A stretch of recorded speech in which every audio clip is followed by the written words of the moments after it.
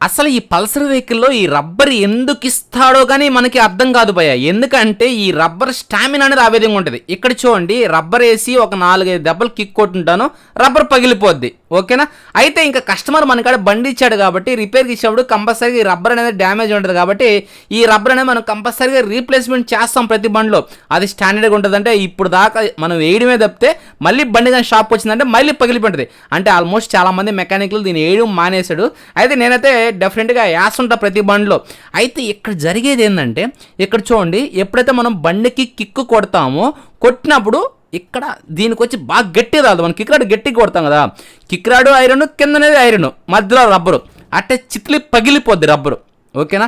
ఇంకా పగిలిపోయడానికి కంపెనీ వాడు ఎందుకు ఇచ్చాడో తెలియదు. అయితే కంపెనీ వాడు ఆలోచన ఏంటంటే మనకి కాలు అదరకుండా మంచి సేఫ్టీ చేశాడు. ఆ రబ్బర్ కానీ స్టామినా ఇచ్చి ఉంటే బాగున్నది. ఇక్కడ చూడండి రబ్బర్ అనేది ఇదే కిక్ స్టాపర్ రబ్బరు 20 రూపీస్. ఎటు చూడండి ఆగస్టు 2018 రబ్బర్ మనం ఇప్పుడు వేస్తున్నాం బండికి 2026 మేలో. ఓకేనా?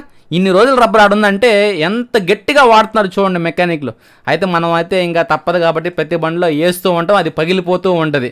అయితే పల్సర్ వచ్చినప్పుడు నేను కంపల్సరీగా చేంజ్ చేస్తుంటాను. ఎందుకంటే కస్టమర్కి కాలు అదరకూడదు మన కాడు ఉన్నందుకు వరకు. ఇంటికి పోయిన తర్వాత సంగతి తర్వాత. ఓకేనా? Thank you.